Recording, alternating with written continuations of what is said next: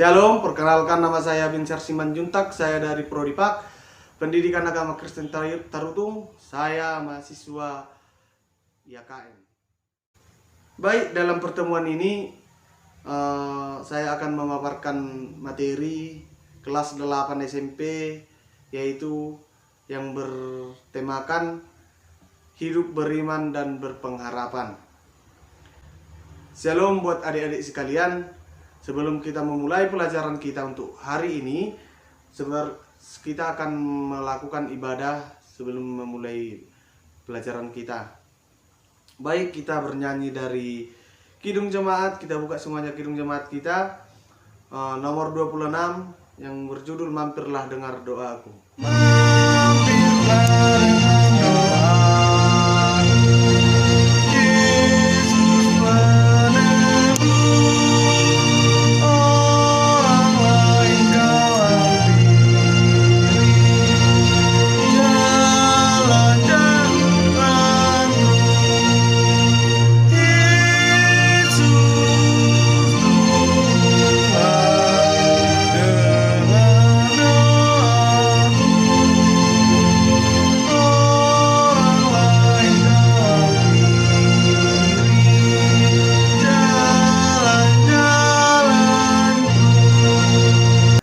kita bersatu di dalam doa.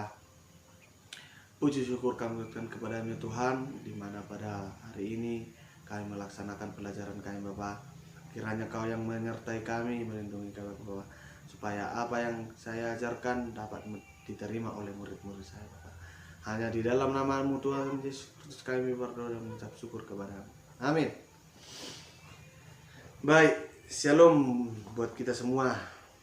Saya harap, apa kabar untuk adik-adik sekalian? Saya harap untuk kedua kelas melihat anggotanya supaya kita melakukan absen untuk pertemuan ini. Dan untuk anak-anak, Bapak ingatkan, untuk siswa yang absen, yang tidak hadir, mau itu halangan yang sakit ataupun izin, itu harus ada suratnya. Sekali lagi Bapak katakan, harus ada suratnya. Terus kalau yang sakit itu harus pakai surat izin dari dokter biar Bapak terima. Dan yang kalau izin atau ada acara gitu, itu harus surat dari orang tua dan lengkap sama tanda tangan orang tua. Nah, baik. Coba ketua kelas ditengok anggotanya, apakah semua udah hadir?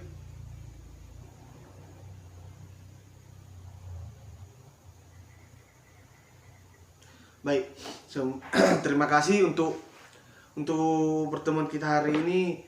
Bapak sangat senang karena semua siswa Bapak hadir semua. Terima kasih.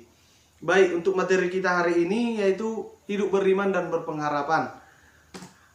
Seperti gambar yang Bapak tunjukkan ini, apakah adik-adik, anak-anak melihat gambar tersebut? Apakah pandangan anak-anak melihat gambaran yang Bapak tunjukkan di layar tersebut? Di sini Bapak menampilkan sebuah gambar perahu dan ada 2 dayung yang Bapak tunjukkan dalam gambar tersebut. Dalam gambar ini coba adik-adik perhatikan di mana ada, apakah yang kalian amati dari gambar ini. Dan dalam dayung tersebut ada tertulis iman dan pengharapan. Baik, Bapak akan menjelaskan gambar tersebut.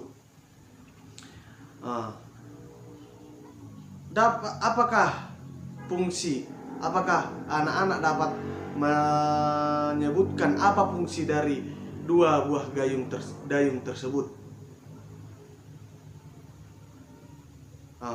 Baik, Bapak akan menjelaskannya lagi, yaitu dayung berfungsi sebagai kekuatan yang menggerakkan perahu atau alat yang digunakan untuk menggerakkan perahu.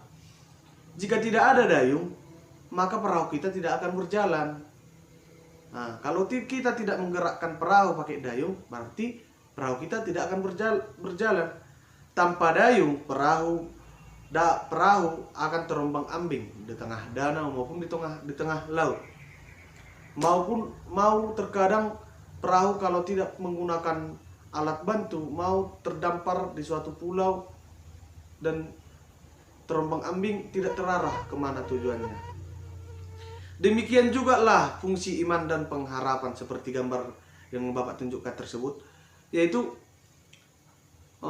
seperti dayung dan perahu. Sedangkan perahu adalah kehidupan itu sendiri. Nah, maka jika tidak ada iman dan pengharapan, maka kehidupan tidak akan jalan. Nah, kehidupan tanpa tujuan akan terombang-ambing. Bayangkan, coba adik-adik bayangkan, hidup kita tidak ada yang mengatur. Hidup kita tidak ada tujuan. Hidup kita tidak ada masa depan. Pasti apa yang kita jalani, apa yang kita lakukan pasti tidak akan pernah percaya, bahkan mempunyai kebimbangan, keraguan dalam melakukan hal yang baik, melakukan hal yang menyimpang, dan bahkan kita akan terlalu banyak melakukan hal-hal yang negatif. Baik, apakah adik-adik dapat menjelaskan menurut pemikiran kalian, menurut pengetahuan kalian, dan menurut pengalaman yang kalian pernah alami tentang apakah itu iman dan berpengharapan? Apakah itu iman dan berpengharapan? Baik. Dan yang kedua itu yaitu siapakah tokoh dalam Alkitab yang dapat kamu teladani ketika membahas mengenai tentang iman dan pengharapan? Bapak kasih dua pertanyaannya di sini. Tapi ini menurut penjelasan dan pemikiran adik-adik. Nah, apakah iman yang kalian tahu tentang kehidupan sehari-hari yang pernah kalian alami gitu. Nah, baik, Bapak kasih waktu untuk sama-sama berdiskusi.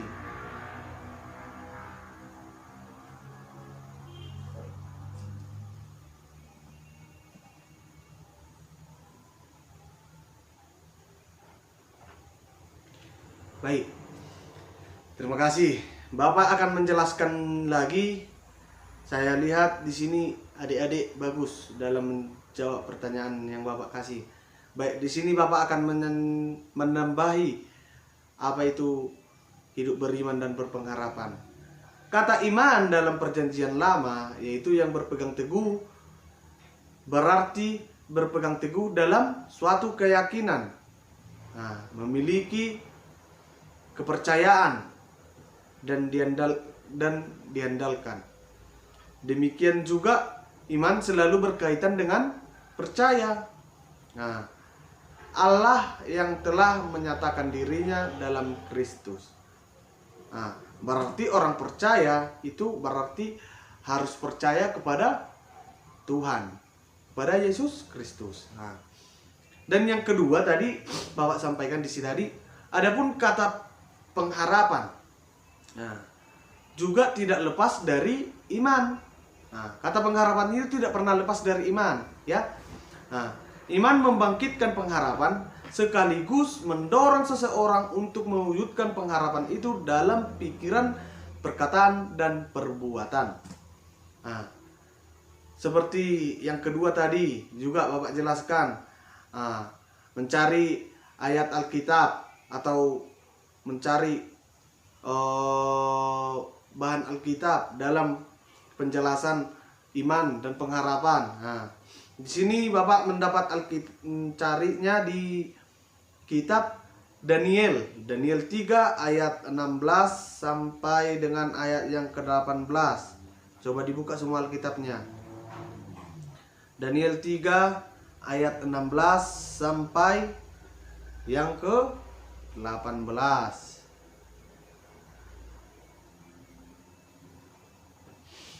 Baik, semuanya adik-adik membaca isi kitab. Kita baca bersama-sama isi kitab dari Daniel ini. Lalu Sadrak dan Mesak dan Abednego menjawab Raja Nabukadnezar, "Tidak ada gunanya kami memberi jawab kepada Tuanku dalam hal ini. Jika Allah kami yang kami puja sanggup melepaskan kami, maka Ia akan melepaskan kami dari perapian yang menyala-nyala itu, dari dalam tanganmu, ya Raja. Tetapi seandainya tidak, hendaklah Tuanku mengetahui, ya Raja, bahkan kami tidak akan memuja dewa Tuanku dan tidak akan menyembah patung emas yang Tuanku dirikan itu." Baik. Di sini dikatakan di ayat ini tentang iman, yaitu di sini ada tokohnya, yaitu si Sadrak, Mesak dan Abednego dan raja. Nah, baik, untuk ayat yang kedua ada Bapak buka, ada Bapak cari juga di Yakobus 1 ayat 2 sampai 8. Iman dan hikmat.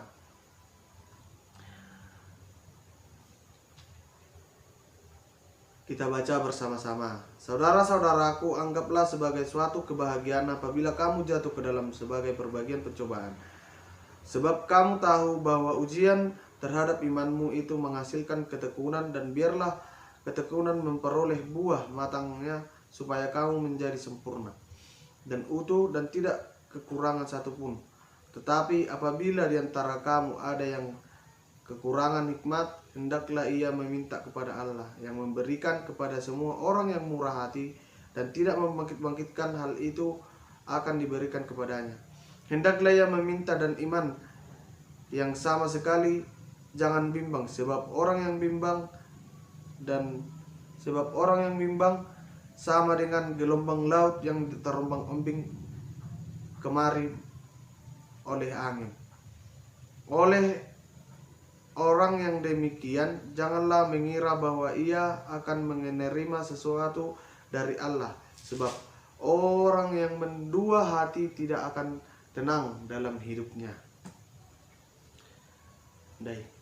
Di sini akan Bapak jelaskan, yaitu pencobaan kadang-kadang menimpa hidup orang percaya. Kenapa? Kenapa Tuhan mencobai orang yang percaya? Kenapa enggak orang yang enggak percaya aja dicobai Tuhan? Karena Tuhan meminta, karena Tuhan memilih orang yang betul-betul percaya kepadanya. Kenapa? Dan di sini dikatakan juga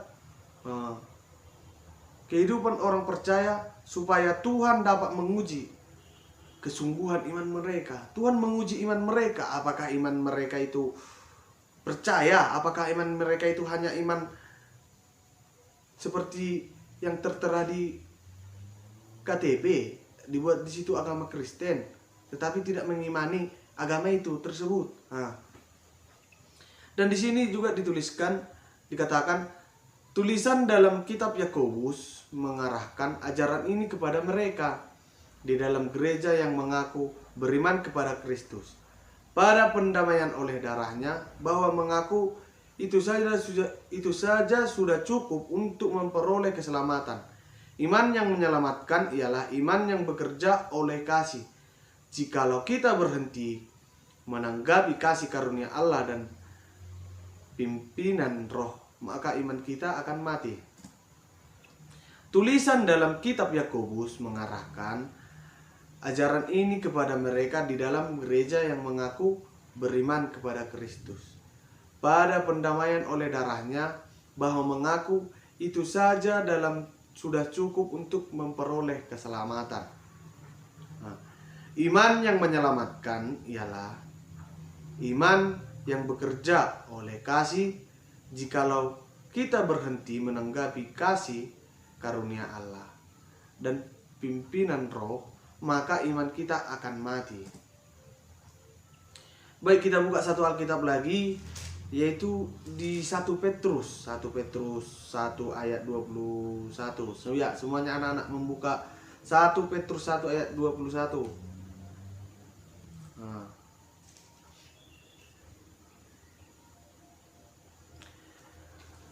Di sini kita baca bersama-sama. Oleh dialah kamu percaya kepada Allah yang telah membangkitkan dia dari antara orang mati, yang telah memuliakannya sehingga imanmu dan pengharapanmu tertuju kepada Tuhan. Kristus adalah jembatan bagi umat manusia yang datang kepada Allah dan memperoleh pengampunan serta keselamatan. Penderitaan Kristus merupakan rencana Allah yang harus dijalankan demi menebus dosa manusia. Kristus Yesus yang telah berkorban bagi manusia telah dibangkitkan dari antara orang mati, naik ke surga, duduk dalam kemuliaan sebagai Raja yang akan datang kembali menghakimi manusia berdasarkan kepercayaan kita terhadap Yesus Kristus. Itulah iman kita terarah kepadanya. Nah, dalam materi yang telah Bapak jelaskan tadi itu, mulai dari iman dan pengharapan, baik itu dalam ayat Alkitab ataupun tokoh dalam ayat Alkitab, dalam menjelaskan hidup beriman dan berpengharapan, Bapak akan menyimpulkan dalam pertemuan kita hari ini, yaitu kesimpulan yang kita dapat dari pelajaran ini, yaitu yang pertama, ya semuanya mencatat ini ya, untuk minggu depan Bapak akan menanyakan apa itu kesimpulan yang telah kalian dapat. Nah, semuanya mencatat ini. Untuk kesimpulan yang pertama, yaitu percaya pada janji-janji Allah bagi umatnya. Yang kedua, memiliki kerinduan untuk mempelajari serta memahami kehendaknya dalam hidup manusia. Dan yang ketiga, taat kepada kehendaknya serta menyerahkan hidup sepenuhnya dalam kedaulatan Tuhan. Terima kasih. Biar kita menutup pertemuan kita untuk hari ini, untuk adik-adik sekalian yang Bapak kasihi, kita akan menutupnya dengan doa. Ya, semuanya tutup bukunya untuk mata kuliah, untuk pelajaran selanjutnya nanti jangan ada yang keluar-keluar ya. Nah, semuanya tetap berada dalam kelas. Baik, kita berdoa. Kembali kami mengucap syukur kepadamu ya Bapa, di mana pada hari ini kami telah selesai melaksanakan pelajaran kami. Kiranya Engkau yang memberkati kami dan menemani kami dalam aktivitas kami sehari-hari, Bapa. Hanya dalam nama-Mu Tuhan Yesus Kristus kami berdoa dan mengucap syukur kepada-Mu. Amin.